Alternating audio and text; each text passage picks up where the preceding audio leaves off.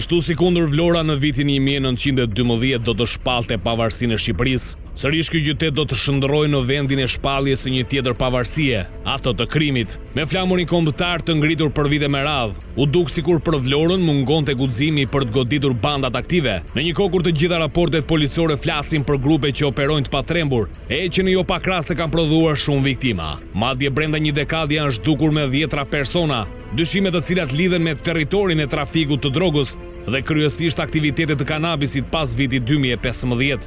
Fleta e lavdërimit të goditjes së 7 marsit 2026 në Vlorë sërish shkruhet për Byron Kombëtare të Hetimit dhe Prokurorinë e Posaçme.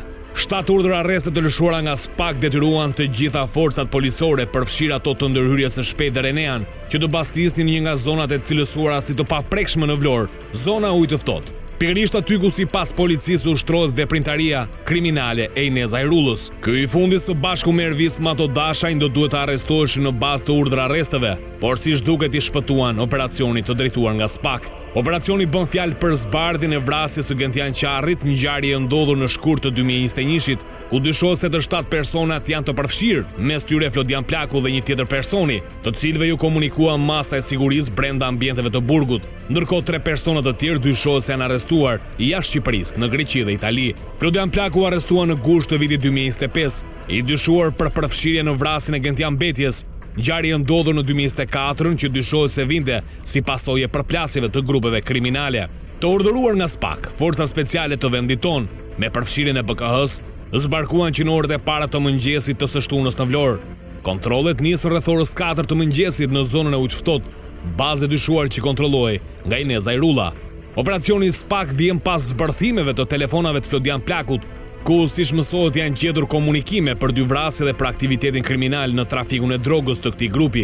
Prej disa kohësh ky grup ka qenë në vëzhgimin e Byros Kombëtare të Hetimit dhe shërbimeve të tjera operacionale, të cilat kanë bërë të mundur identifikimin e mëtejshëm të aktivitetit kriminal, me synimin që komunikimet e zbardhura në celular të mund të krijojnë përputhshmëri me aktivitetin kriminal në terren. Mirë, ky është inserti për sa i përket aksionit të SPAK mëngjesën e kësaj të shtunë në Vlorë, le të themi një nga zonat e cila duket se pavarësisht qyteteve të tjera të cilët u goditën disa grupe kriminale nëpërmjet përgjimeve të SKAI si Fieri dhe Vlora, dhe sidomos ky e fundit, nuk kanë pasur asnjë moment le të themi operacione që do mund të sillnin goditjen e grupeve kriminale apo të dyshuarit, ata të cilët mund të ishin pjesë e grupeve kriminale. Sot SPAK, bashkë me Byron Kombëtare të Hetimit, forcat speciale të vendit ton, ato të ndërhyrjes shpejtë Renea, zbarkuan, kryen kontrolle, por 2 persona për cilët ishte shpallur edhe urdhër, le të themi arresti për Inez Ajrulla dhe Ervis Mato Dashaj, këta nuk janë gjetur. Megjithatë, le të themi ka pasur urdhër arreste për Flodian Plakun, i cili është arrestuar vitin e kaluar dhe është komunikuar akuza aty ku po qëndron pra në burg. Por në tërësinë e tij duket një goditje e rrallë. Kemi edhe një person tjetër që është Rezard Kuçi, ka qenë zëvendës shef komisariatit dhe për hetimin e krimeve në qytetin e Vlorës, edhe ndaj tij është ngritur akuza për shpërdorim detyre dhe pjesëmarrje në grup kriminal. I ftuar sonte në skenë krimi është ish prokurori dhe avokati Ervin Karanja. Karanja, shumë faleminderit. Përshëndetje. Do përpiqemi së bashku të bëjmë një analizë, ndoshta nuk ka rëndësi për çështjen e emrave, se me çështjen e emrave si gazetar mundem ta elaboroj unë se çfarë ka ndodhur, çfarë jo, por më duhet sigurisht një analizë kriminale dhe kësaj, le të themi, goditje. Një goditje e rrallë në Vlorë. Domethënë, le të themi, bisedat të cilat kanë dalë nga përgjigjet telefonike. Nga zonat që kemi parë në media deri tani, që janë publikuar, na rezulton që është bërë një hetim, ka kohë që po procedohet. Ngjarja është vrasje, diskutohet për një vrasje të vitit 2021, dhe SPAK-u ka konkluduar se kemi të bëjmë me një grup strukturuar kriminal. Konstatohet që janë verifikuar bisedat e SKAI ECC-s, pra domethënë kemi edhe SKAI na del si provë, sepse bisedat e fundit të SKAI-t në bazë të çfarë ka ndodhur, SKAI bisedat e fundit janë deri në datën 11/3/2021, që janë bisedat e fundit që është çuar mesazh gjithë përdorësve të SKAI që mos e përdorni më këtë aplikacion sepse është zbuluar. Dhe Domethënë, ngjarja ka ndodhur më përpara ka mbylljes. ndodhur më përpara datës 11/3/2021. Është vrasje e janarit, është një vrasje tjetër, është paktën janë dy vrasje kanë përshtypjen, vrasja tjetër bëhet fjalë për Bledar Birçaj, edhe kjo ka ndodhur në 2021. Janë gjithçka para datës 11/3. Por janë verifikuar, sepse nuk është vetëm Sky ECC, janë verifikuar dhe prova tjera dhe është konkluduar nga ana e SPAK-ut që kemi të bëjmë me një grup strukturuar kriminal. Sot, domethënë që është bërë ndërhyrje për zbatimin e masave të sigurimit. Ndërkohë që në bazë të ligjit, gjatë zbatimit të masave të sigurimit, pra që janë arreste, sipas ne 238 të kodit procedurës penale, është masa sigurimit që kemi diskutuar, janë verifikuar dhe janë konstatuar dhe prova materiale për vepra tjera. Pra janë konstatuar vepra tjera, janë gjetur fishek, janë gjetur prova tjera materiale, por këto do shikohen sepse që kanë apo jo lidhje me ngjarjet e mëparshme.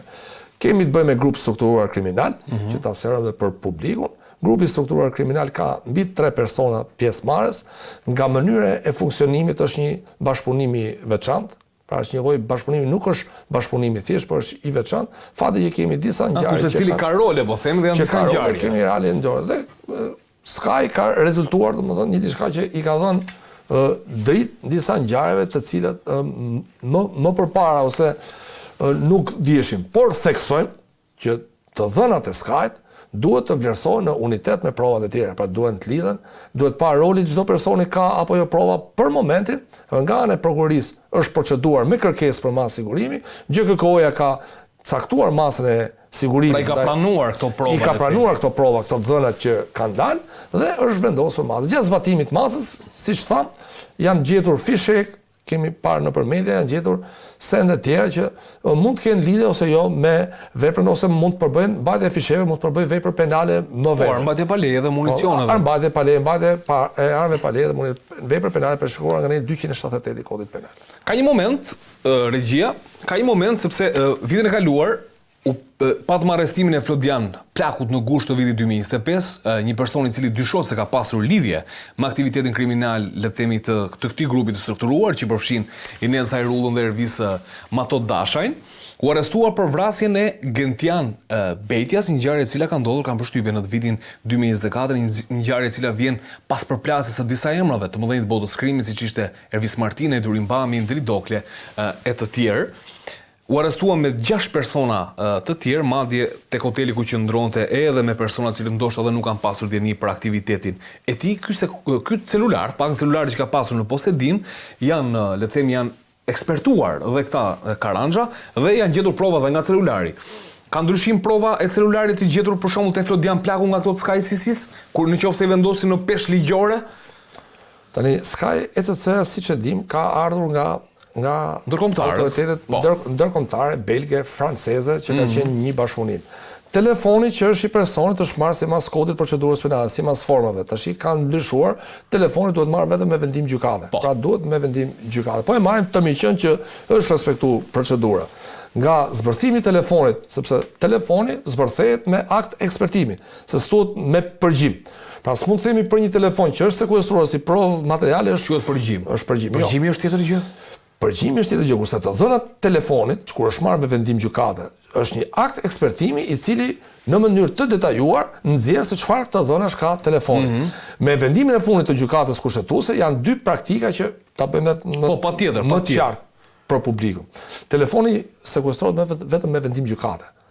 Gjykata kushtetuese e ka sqaruar. E dyta, duhet që të bëjë një kërkesë prokuroria tek gjykata, njësoj si për masën e sigurisë. Po, duhet njësoj, ose në rastet e emergjencës duhet ashtu, duhet presit, duhet shkojë shpejt sepse këto është gjyqtari i gatshëm, pra duhet gjithë forma procedurale sa më shpejt. Siç është masa dhe telefoni është një diçka, është mjet, domethënë është send i cili është privatësia dhe pra mbron privatësinë e personit, mbron dhënat të drejtat e njeriu dhe për shkak të këtij lloji në ndërhyrje në privatësi duhet vetëm me vendim gjykate.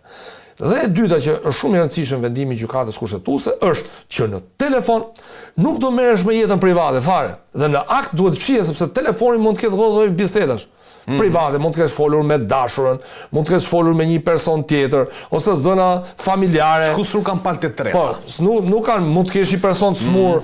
Pra, këto dhëna që nuk kanë lidhje me hetimin, nuk do përfshihen në aktin e ekspertimit. Dhe në akt do përfshihen vetëm dhëna që kanë lidhje me ngjarje. Pra, çfarë ka ngjarje ti duhet. Dhe kjo në rastin konkret që dalim te pyetja, domethënë se kjo ishte sa për sqarim, verifikohen Sky ECC janë të njëjtat thonë me telefonin që është kapur apo jo. Pra dhënat që janë aty apo jo, se mund të jetë telefon tjetër që s'ka lidhje, që është formatuar, sepse Sky ECC është e 2021-shit. Po. Kjo është e 2024-s. 2025-s biles. Madje jo, flas për ngjarjen e 2024-s. Ah, ngjarje, po okay. Për ngjarjen e 2024-s për Për Gentian Betjen, po, ngjarje në Fushkruj. Po, dhe duke u marrë telefonat krahasohen në shifet, por thash duhet jemi shumë të kujdesshëm në mënyrën e marrjes provës, sepse nesër çështja të shkon në Strasburg, prova duhet merret sipas mënyrës të parashikuar në kodin e procedurës penale ligj. Pra neve duhet të respektojmë vetëm ligjin. Jo ligje tjera. Pra kodi i procedurës penale, prandaj kemi diskutuar shpesh që themi, në të rasti zonjës Ballu që mund të flasim. Po do ta kemi një diskutim. Kur respekto kodin e procedurës penale, prokurori është në rregull.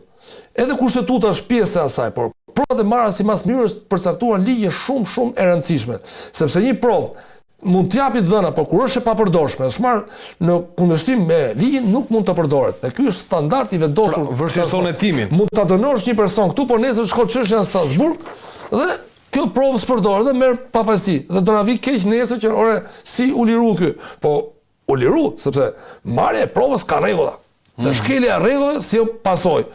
Pasoja janë të rënda, lirimin e personit dhe marrje pafajsi nesër. E qartë. Tani një problem kam unë që duhet ta diskutoj.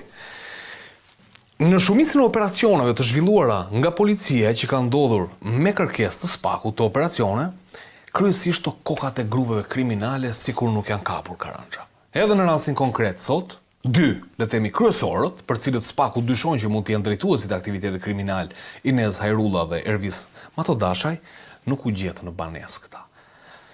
Jashtë shtetit, persona të cilët dushin arrestuar u arrestuan. Këtu jo. Nga ku vjen tradhtia? Ka tradhti, koincidencë që nuk i gjetëm sot nëse kanë lëvizur jashtë? Unë mendoj që nuk derisa s'kemi fakte, flas fakte. Ne bëjmë analizë. Çfarë ka ndodhur, ne marrim retrospektivën Karanxha. Janë arrestuar pjesa më e madhe e pjesëtarëve, pavarësisht se dy kanë qenë burg. Po dy kanë qenë burg, tre u arrestuan jashtë. Tash i kërkojmë edhe dy të tjerë. Mendoj që duke pas parasysh shifrën e personave të arrestuar, gjithmonë nuk është se ndodhi 100%. Dhe kur merren shumë masa sigurimi ose ka masa, nuk kapen gjithmonë persona. Po kapen kryesorët, kjo më shqetëson. Kryesorët tash ata ruan sepse domethënë kanë pas edhe probleme private, pra ruan domethënë nuk është lehtë ti kontaktosh ta njerëz. Ata mund të jetë dhe rasti që nuk janë gjetur në banesë, sepse lvizin në vende të ndryshme, sepse kanë problemet e veta, punët e veta. Nuk mendoj që policia e shtetit ketë pas në informacion për ato. Fati që ka shkuar Renea vet, domethënë që është marrë një forcë speciale e veçantë. Pra që nuk ka lidhje me policinë e shtetit, ka lidhje me policinë e shtetit. Por strukturë specializuar. Forcë elit, por nuk ka informacion lidhje me ngjarje. Dhe policia lokale dhe se gjetur, pra ata shkuan në befasi. Ka që rastie që këta persona nuk janë gjetur. A është punë tjetër, domethënë që të bëjmë analizën që flitet për shkakun që ky person qarkulloni lirë, domethënë duhet ta provojmë që A-ja, B-ja, C ose filan që përmenden nëpër media, lvizi lirë. Kjo është punë tjetër që ti bën gjithë ato operacione dhe nuk është gjetur në shtëpi. Karanxha unë përsi për të them për një pjesë të personazheve, të cilët janë në kërkim nga SPAK, ta marrë përsipër këtu publikisht dhe them që lvizin të lirë. Tashi, diçka na çalon këtu, na çalon tek policia e shtetit i bie. Në parimin e gjës. Ju keni qenë prokuror Karanxha dhe në një moment caktuar keni pasur një çështje në dorë dhe jeni detyruar të lëshoni një urdhër arrest. Kur vjen prova, e ke qepur dosjen ti, ke konstatuar, ora Andi Bora, ne ka konstatuar që ka kryer një plagosje me dashje, ke marrë pamjet filmike, ka qenë në përgjim, është vërtetuar, qepet dosja, ngrihet akuza plagosje e rënd me dashje, nuk e di tentativë vrasje, po i gjëja me gjithë policinë s'm gjen mua ti. Te ja dikush tradhtoi. Besoj unë tash këtu. Pra ti e ke bërë detyrën si prokuror, do të flas. Ti e ke qepur këtë dosje. Unë lvizi lirë. Tani nga pikpamja procedurale, prokurori aktet e arrestit ja çon për zbatim policisë gjyqësore. Po. Policia gjyqësore merr masa për zbatimin e tij. Policia gjyqësore mbas ligjit ndahet në oficer të policisë gjyqësore dhe agent. Në kjo mas sigurimi çohet për zbatim policisë shtetit. Pra që ndahen në agentët, merret masa, çohet masa në mënyrë vertikale, siç janë se policia është e centralizuar, i çohet sektorit kërkimit. Duhet rastet që nëse është e vërteta, unë flas nga ana procedurale. Sigurisht unë duhet të qëndrosh korrekt logjikës procedurale. Në rast se një person në kërkim që është me masë sigurimi, sepse masa sigurimit tregon vendin se ku duhet të rish, ti duhet të ish i lirë, duhet të jesh në burg. Pra vendi shteti shqiptar thotë që sepse organet e ndjekjes penale janë pjesë e shtetit. Po. Pra janë pjesë e shtetit. Kërkesën e bën prokurori, gjykata vendos masë. Përfaqësojnë të gjitha shtetin. Përfaqësojnë shtetin shqiptar. Po pra, përfaqësojnë dhe ti ke mbas kësaj mase duhet të rish në këtë vend. Duhet të ish në burg dhe ti punonjës i policisë, i cili ka për detyrë të zbatojë masën, ka detyrim ligjor. Pra, jo vetëm ai i kërkimit, se janë sektori i kërkimit, por çdo punonjës policie kur konstaton një person kërkim duhet ta marrë masën se ka atributet, ta arrestojë, ta çojë të përballet me drejtësinë.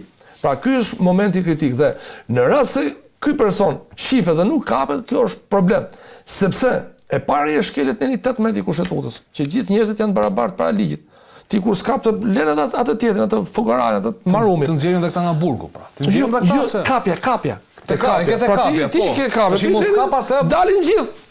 Tash shpotimi i këtij dhe aty, ky lind dyshimin dhe për pse është favorizuar. Pse favorizohet? Sepse ky person njihet, pra njihet janë dosjet personale, janë dosjet ku kanë banesën, pra dihet vendi ku është banesa dhe ti nuk e kap. Kjo vend në dyshim, sepse efektivitetin e strukturave. Sepse ti ke një dosje e ke kot. Pra çështja po nuk e patet panderin tjetër në dosje që të procedohet. Pra kam mirë, kam keq, të dali para ligjit, kjo tregon një mungesë efektiviteti nga ana e policisë. Por duhet thash edhe një, duhet provohet. Pra duhet provohet që X punonjës policie e paktën në rrugë dhe nuk reagon, ose e shohin qytetarët.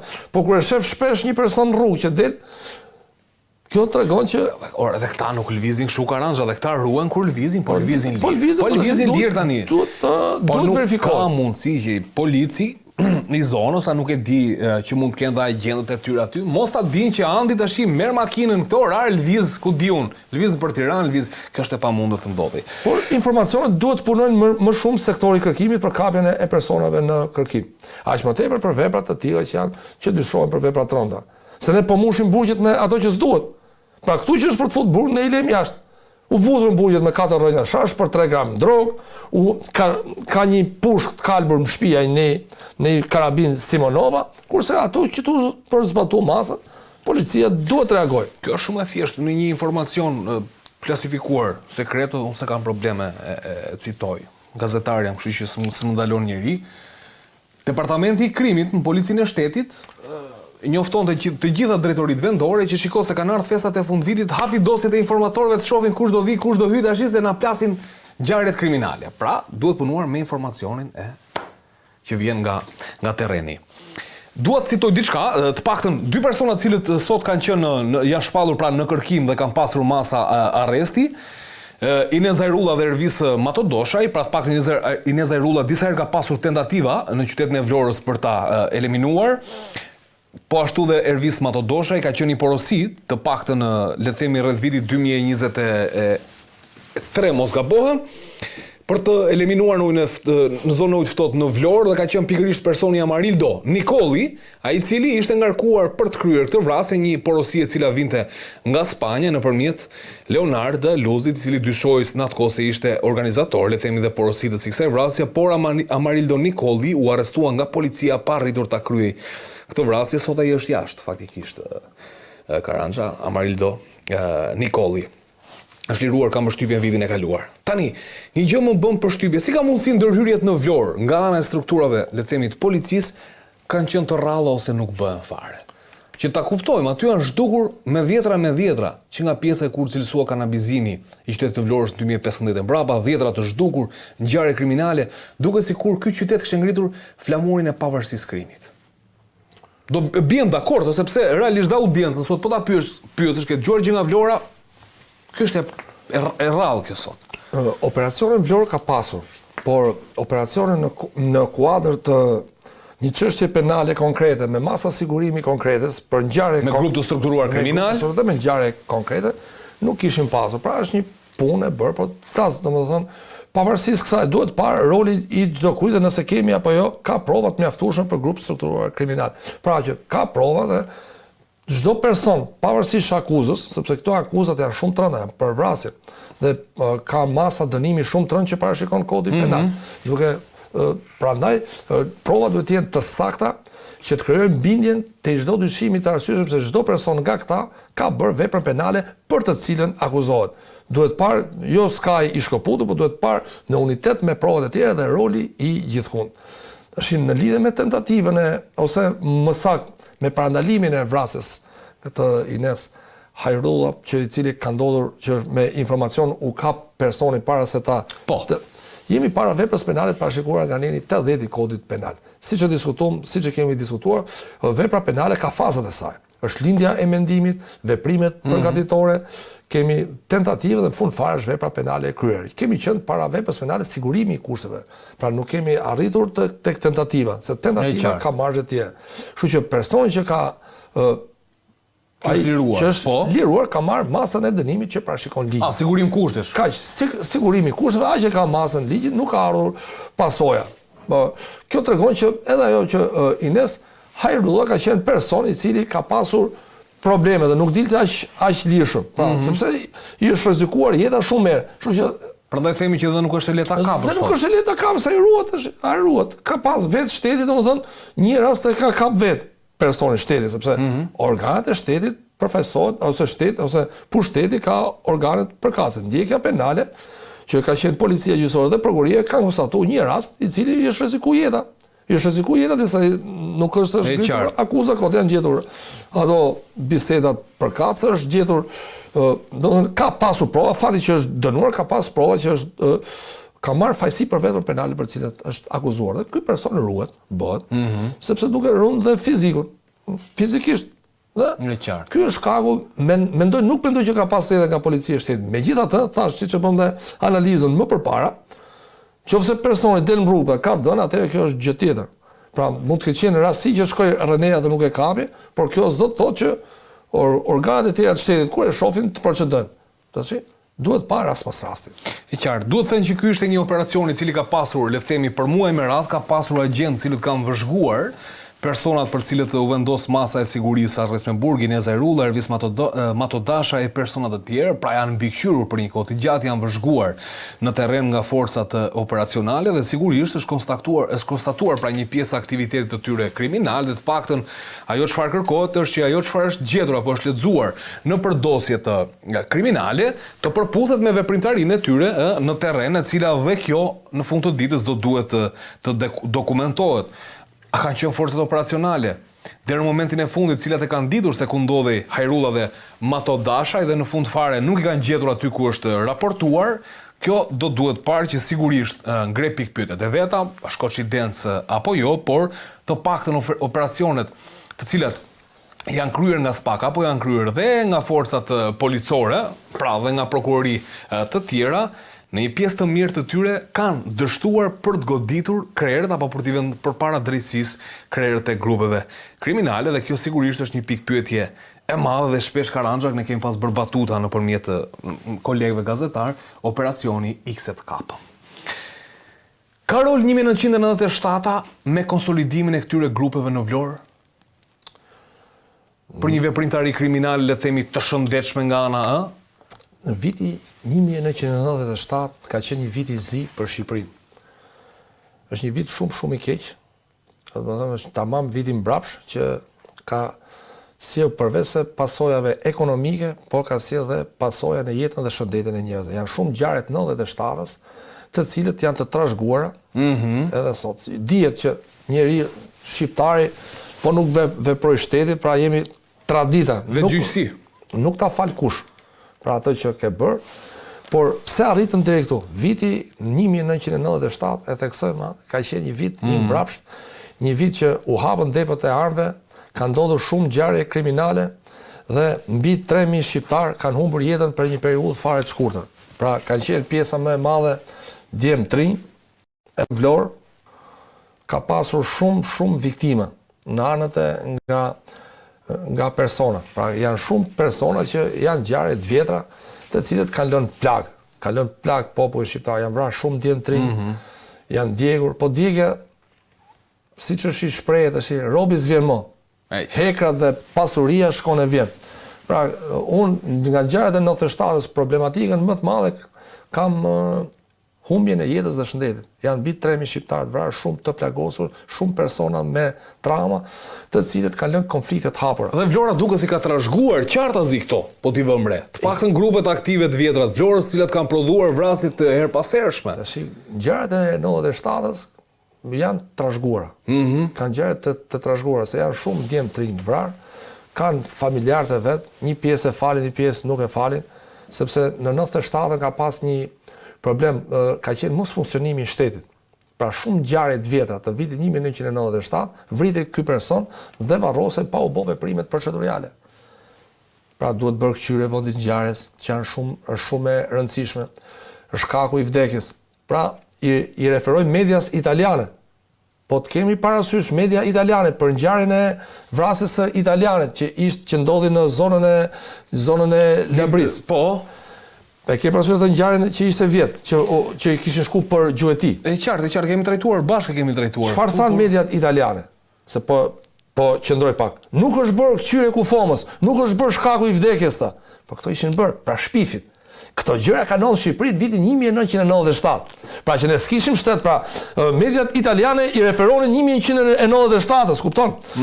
Dhe në 97-ën kur ndodhishin ngjarjet në Vlorë, nuk kishte kush bote kqyrje në vendin ngjarjes, se s'kishte shtet. As komisariat, as shkaku i vdekjes dihet. Pra në shumë ngjarje, mu ka rastisht për shkak të punës, po nuk po i përmend dosjen. Jo, s'ka problem, nuk ka problem. Kishin nuk provoi shkaku i vdekjes. Pra kishin fotot që qanin një viktim, por nuk dihet pse kishte vdek. Pra kishin fotot që ky person ka vdek, po tash ka vdek nga zemra, ka vdek nga shkaqe tjera, ka vdek nga aksidentet. Është ekspertimi mjeku ligjor që është shumë i rëndësishëm për me provu faktin. Dhe disa ngjarje, pjesa më e madhe tyre kanë qenë ngjarje për shkak të mungesës shtetit ka qenë e vështirë provueshmëria. Për shkak të mungesës së shtetit. Pra rënja e shtetit solli dhe pasoja të rënda. Pra shkatrimi i shtetit solli vrasjet. Vrasjen nuk e provonin dot dhe njerëzit që bonin vrasjen vresë sot njëri dilte nesër prap. Dhe këto kanë sjell ato efektet zinxhir dhe pasojat të rënda për popullin shqiptar, sepse i kanë vrarë tjetrit vllajën, i kanë vrarë babën e tjerë që kanë sjell kemi pjesë të falin, kemi pjesë nuk të falin. Shkon zinxhir ajo. Shkon ky efekti zinxhir. Pse? Për mos funksionim shtetit, sepse po autori veprës penale boni vrasjen, të marrë përgjegjësi penale për veprimin që ka bërë, atëherë shteti funksionon. Në moment që ra shteti, ran shumë institute tjera që ishin bërë me vite në Shqipëri, dhe solën këto pasojat të rënda, dhe ne po vujmë pasojat e 97-s, jo vetëm zonën e Vlorës, por në gjithë Shqipërinë. Ke shumë ngjarje që janë pasojë e ngjarjeve të mëparshme. Përkthehen dhe sot negativisht. Sepse s'janë pak. E qartë. Pra është ngjarje shumë kanë vitin 1997 ka shkundur kombin shqiptar. Pra aty është goditja më e madhe, vllavrasja më e madhe që ka ndodhur ndonjëherë. Madje edhe në luftja ti e shef për në Izrael, po godet me raketa dhe nuk janë vrarë aq njerëz. Pra çaj kemi bërë ne shqiptarët njëri tjetrit, si ka bërë as çat them, domethënë. Këto luftrat e mëdha. Edhe luftat e mëdha nuk i është bë. Pra është 28.000 dëshmorë janë vrarë, që është dokumentuar për 4 vjet luftë me italianët, sa janë vrarë vetëm në 97, domethënë është për mua është ngjarje më e rëndë e historisë së Shqipërisë. Është ngjarje e zezë, e cila sot e kësaj dite po na sjell pasoja. Ndoshta një pjesë e mirë e këtyre ngjarjeve kriminale, këto vrasjet kryen me armët e asaj kohe. I hap rrugë kjo goditje, i hap rrugë goditjeve të tjera të SPAK, kjo që ndodhi në Vlorë, dhe shpallje në kërkim e një individi i cili konsiderohet, le të themi, kryesor apo antar i një grupi kriminal. Sa ja vështirëson punën aktivitetit kriminal, nëse dikush shpallet në kërkim. Deri sot unë kam qenë i lirë, kam bërë aktivitetin. Nga ky moment tim shpallën kërkim mua. Ç'a ndodhe me grupin vetvete? Tani shpallja në kërkim duhet të kemi parasysh që është një mas sigurimi e vendosur nga gjykata që ti nuk mund të lëvizësh lirisht. Pra është kaq far kufizimi. Pra se të mos dalësh lirisht, mos kryesh një jetë lirë, të pish një kafe, dalësh, takosh njerëz, nuk e bën dot sepse rrezikon që të futesh në burg. Burgu ka tëra rregulla. Pra ka tëra rregulla, personat që takohen janë me rregullore. Kjo si një far kufizimi. Pra është kufizim. Pavarësisht se mund diskutohet jo e kapin se kapin çdo gjë, por je person në kërkim dhe shteti të kërkon të zbatojë një drejtësi, të përballet me drejtësinë dhe në vendet evropiane kur je në sistem, ti nuk mund shkosh vetë, për shembull, shkosh të pish një kafe me kartë ose ku do të shkosh, je person i identifikuar. Aq më tepër sot me zhvillimin e shkencës dhe me ecjen para të elektronikës, sot je në çdo vend je i kapur. Çbëricia në Iran që hakeroi domethënë gjithë ato kamrat është domethënë çfarë mund të bëjnë këto. Edhe sot aq më tepër je në kërkim për i vepër tonë, çdo vend të BE-s kur shef akuzën që je në kushte të vështira.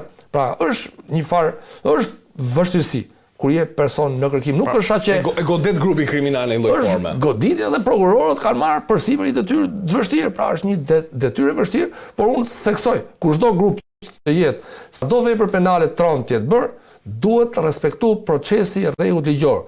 Provat duhet t'ja provojmë ata akuzë personit. Çdo personi, çdo antari, rolin e gjithkujt, akuza duhet të jetë me prova dhe jo e supozuar. Pra duhet të jetë prova, ke bë këtë.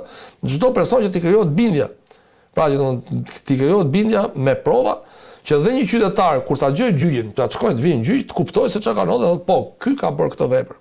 Pra edhe kjo që the Karanja shumë e fortë dhe unë po drejtohem audiencës dhe her pas here ne kur trajtojmë çështje të cilat përmendim emra të aktiviteteve kriminale dhe themi që SPAK lëshoi urdhër arrest për këtë filan person u arrestua, akuzohet për vrasjen e këtij dhe akuzohet për vrasjen e atij, këta persona deri në fund të ditës së gjykimit në përballje me drejtësinë kanë prezumimin e pafajësisë. Quhen të pafajshëm do duhet vendimi formës prerë i gjykatës që thot filan Fistegu provohet që ka kryer këtë vrasje po themi apo ka kryer këtë aktivitet kriminal dhe dënohet me aq e kaq burg. Kështu që kushdo emër qoftë i korrupsionit, siç i diskutojmë her pas here këtu në Sken Krimi, apo qoftë edhe njerëz cilët merren me aktivitet kriminal, janë të dyshuar, të akuzuar për vrasje, deri në fund të gjykimit ata prezumohen të pafajshëm, kanë të drejtën e tyre. Kërkojnë që prova do të ballafaqohen, siç thotë edhe Karanja, të qepet prova, dhe ky person të dënohet. A qenë korrekt me audiencën? Me qenë korrekt, aq më tepër për vepra të rënda. Pra duhet kuptohet çka ke bërë, çysh ke bërë dhe edhe një njeri thjesht ta kuptojë. Pra ne ta dimë, ka prova, po, e ke bërë, të mash përgjegjësi penale. Por supozimet dhe fjalët kuptimin thashë themet nuk kanë vënë. Kodi i procedurës penale është i saktë. Provat që provohet një akuzës është saktë dhe çdo person për çfarë do lloj vepre, por sidomos për veprat e rënda, duhet ushtrohet një kujdes i veçantë sepse rrezikojnë personat masa të rënda. Prandaj duhet punë e madhe. Duhet punë e madhe në verifikimin e provave, në kryqëzimin e tyre, pra se provat dhe punë e vështirë besoj ju. Është punë e vështirë. Të provosh një vepër penale, ëh? Është punë e vështirë sepse kur shkon gjykat, oficeri për shembull, rregulli i përgjithshëm prokurori ushtron ndjekjen penale, por bën një urdhër delegimi dhe hetimin e heton një oficer policie. Dhe oficeri kur e bën kjo provë që është marrë nga oficeri i policisë gjyqësore, kjo provë përballet në gjykat nesër. Se duhet i bushësh mendin gjykatës. Praktikisht që shkon gjykat, janë këto prova, këto dhëna, ky person ka bërë këtë se është e provuar nga 1, 2, 3, 4. Madje duhet provuar para gjykatës të 4 elementet e veprës penale dhe të figurës veprës penale, sepse janë në debati është, domethënë, elementet e figurës veprës penale duhet provohen vetëm objektivisht apo dhe subjektivisht. Elementet e figurës veprës penale duhet provohen nga fillimi në fund. Që është lindje mendimit apo jo? Cilet janë? Elementet e veprës e figurës veprës penale janë objekti, ana objektive, subjekti, ana subjektive. Të ana subjektive janë që ta sqarojmë për publikun, ana e jashtme e veprës penale është ana objektive, pra që shifet nga jashtë. Mjetet e përdorura. Si kjo këtu kemi një makinë për shembull, kemi një makinë, dy gjoja. Kurse ana e brendshme e veprës penale del te autori, te motivet. Pra arsyet pse shkoi ta bënte. Nga herë dhe motivi ka rëndësi, sepse nga motivet del që pse është bërë vepra. E qartë. Pra qëllimi, ke dashur çfarë do ti të realizosh me veprën penale dhe motivi është shtyrja e brendshme. Pra pse ti e ke bërë veprën? Pra lidhet me gjë të mparshme, lidhet me gjëra që janë shumë të rëndësishme këto, që duhet të provohen. Pra rast mas rasti, domethënë si prokuror këto do t'i kesh kur shkon në gjykat, patjetër, ëh? Por duhet t'i kesh sepse e para deklarohesh fajtor dhe dënohesh për një vepër penale dhe e dyta, shërben për masën e dënimit. Pra, shifet motivi, shkaqet pse të kanë shuar në vepër penale. Për shembull, këtu jemi të vrasjet, po mund të ketë raste të tjera, për shembull që disa persona duke qenë kushte shija ekonomike pa justifikuese, po të merresh me një vepër. Për shembull, po do dënohesh pra si po e bëre veprën, marrë historia po. Të mirë është disa rrënjë, se po e marrin me kanabis, je një kushte të vështira, u kape. Pra, domethënë te masa e dënimit ti do të dënohesh, është veprim e dënuar, duhet të kemi kujdes që të jepet një dënim alternativ, një dënim me kushte, të reflektojmë për të reflektojmë. Është rrugë e gabuar shkelja e ligjit. Nuk mund pasurohesh duke shkel ligjin. Pra, me punë të ndershme, ti duhet ta merr një diçka që të takon, dhe ajo që të takon e ke halal, si thosh, ajo që është e palishme të ngel në fyt. Ja, shkon shumë persona, kanë parë, po s'kan lirinë. Pra, domethënë, ajo që është e ligjshme, edhe të jetosh sa e ke jetën, ta jetosh siç është për të jetuar. Shumë e bukur kjo. Shumë persona kanë parë, por nuk kanë lirinë. Dhjetra janë ata të cilët merren me aktivitetin e drogës, siç është edhe rasti i grupit të Vlorës, përfshihen në vrasje këtë andej dhe vjen një ditë ku nuk ja shohin fare hajrin asaj që kanë bërë në aktivitetin apo në vitet e tyre. Se jemi edhe për Ramazan. Po jo, mesazhe duhet t'japim Karanja se çfarë ka thonë Zoti është Allah. Pra me punën e drejtë do marrësh më pak, se përfitime janë më pak. Po ai sa ke riskun, se ka riskun. Tash risku i padrejtë gjithsesi riskun që do të ke ajo që merr në mënyrë të padrejtë do të kthehet në një farë mënyrë se kështu janë rregullat. E vërtetë është Karanja, dhe ne këtu sigurisht se media lufton dhe ka si qëllim të informoj qytetarin, por edhe ta edukoj. Edhe ta edukoj atë, dhe ne sigurisht përpiqemi të japim mesazhe se duke trajtuar çështje të grupeve kriminale, duke trajtuar çështje të korrupsionit, të cilat i kemi thënë janë sigurisht pjesë e pandashme e skrenkrimi,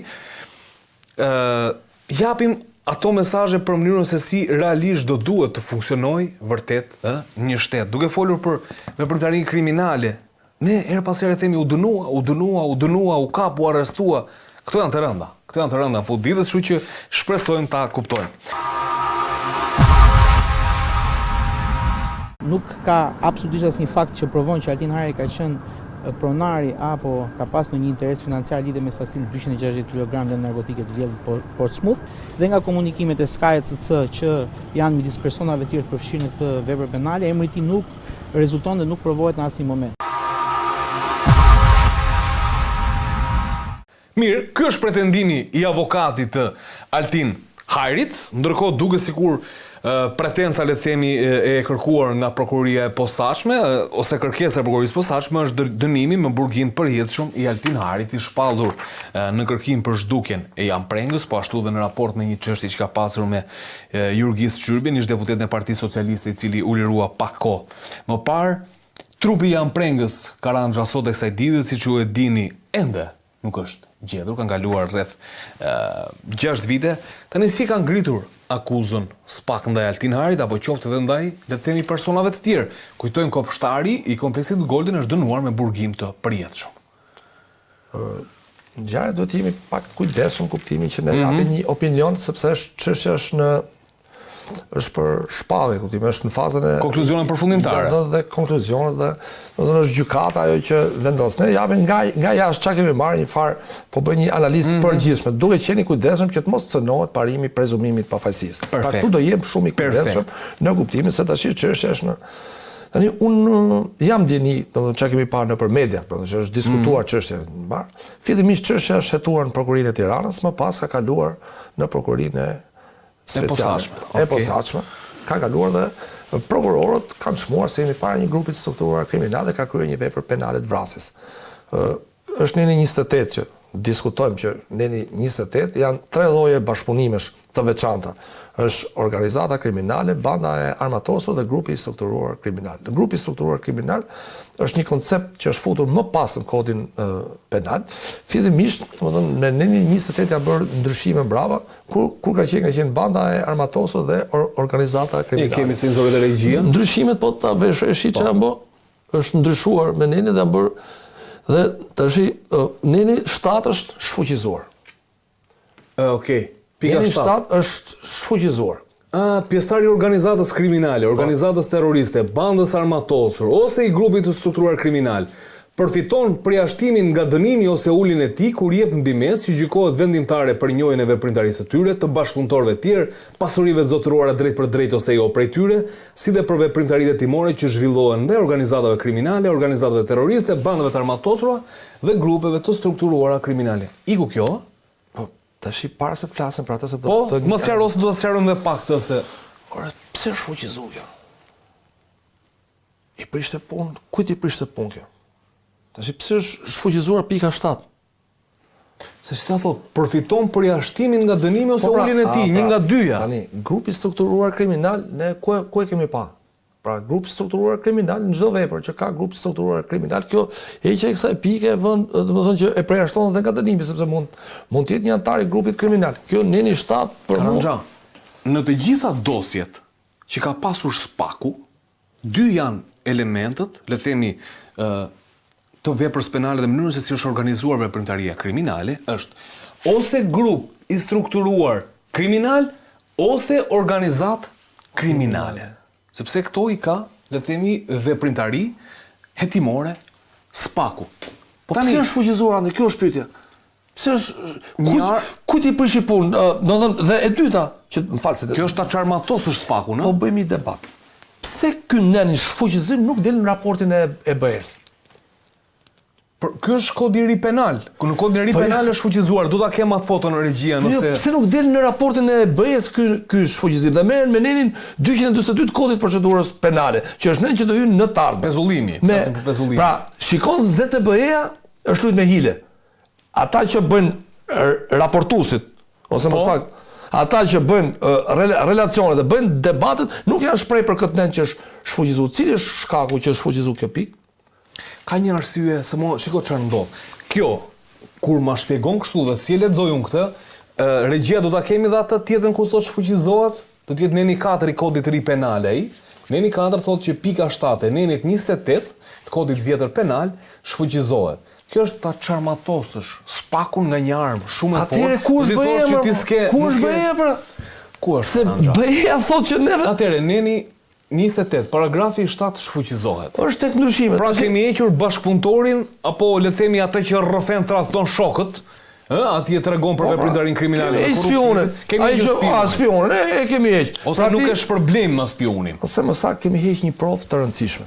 Pra në procesin penal ti ke heq një provë të vërtetshme të grupeve të strukturuara kriminale, që mund të përjashtohen nga dënimi. Se me nenin 28-7 tash bën një interpretim ligjor. Masat e dënimit do të ndihmoj këtu, nëse ky nen do kishte qenë 3 vite më përpara në fuqi, Nureddin Dumani sot nuk ishte rrëfyer. Jemi kështu? Se mund të përjashtohet ose tulet. Po s'ka, nuk përfitonte gjë praj. Kjo është ideja. Aty janë dhe disa nene te kodi procedurës penale, po ky nen çfarë rëndësie ka ky nen? Mënyra e caktimit të dënimit caktohet në kodin penal. Dhe dënimi caktohet mbas nenit 47, 48, 49 dhe 50 kodit penal. Pra, që ta bëj qartë për publikun, shikon rrethanat lehtësuese, rrethanat rënduese, rrethanat të tjera lehtësuese dhe caktohet i mas dënimi. Kjo dispozit materiale këtu, në këtë nen, të përjashtonte në mënyrë të menjëhershme, pa ju referuar nenit 47, se i referoheshe nenit 28. Edhe prokurorin pretendë, bazuar nenit 28-7 përjashtimin nga dënimi. Për grupet kriminale. Kjo nen është hequr. Tash pse është hequr dhe cili është qëllimi? Dhe pyetja për Bashkimin Evropian që merret me çështje me nenin 242. Ku janë? Ku janë? Pse nuk kanë folur Karanja? Se çudi më bë, se kjo do ta kuptojmë. Është një nen shumë i rëndësishëm. Heq bashkëpunëtorët e drejtësisë. Pra nuk ish problem se bashkëpunëtorët e drejtësisë mund të ketë, por çfarë përfiton ai nëse flet dhe tradhton apo spionon veprimtarinë kriminale apo korruptive? Zero asgjë. E thot ligji, zero, nuk përfiton asgjë. Dhe sa janë persona të cilët mund marrin përsipër të flasin, të bëjnë spionin pa përfituar asgjë? Kjo është një pyetje shumë e madhe. Ishte dispozit materiale, unë nuk e kam kuptuar mënyrën sepse duhet japi. Dhe evropianët, domethënë, ne synojmë të shkojmë në Evropë. Por neve duhet ngrim zërin se kjo është demokracia. Dhe kur gabohet, qoftë nga kombëtarët ose ndërkombëtarët, problematikat duhen ngritur. Pra, kur gjërat që shkojnë neve duhet ngrim zërin, sepse ndryshe bëhemi shtet totalitar. Ne vim nga diktatura, nga mungesa ngrit. Po mund më bëri çudi. Pash raportin që u bë debati, kjo punë s'dilte fare. Merreshim me Lenin 242 që për mua Lenin 242 s'ka as i vlerë. E zim se u shtu dhe kryeministri, s'ka si problem. Po mirë s'po i pezullojmë, s'ka problem. Po merret mas tjetër, sepse ti kanë pezullimi, ti ke drejt me Lenin 288, kërkosh arrest shtëpie. Po ty t'hiku një mas, kurse këtu ty t'hikën fare. Këtu ti. Pa rratisët bashkëpunëtori. Po tash ti ke shfuqizuar dhe kjo është prapë mes lojës dhe pse është bërë.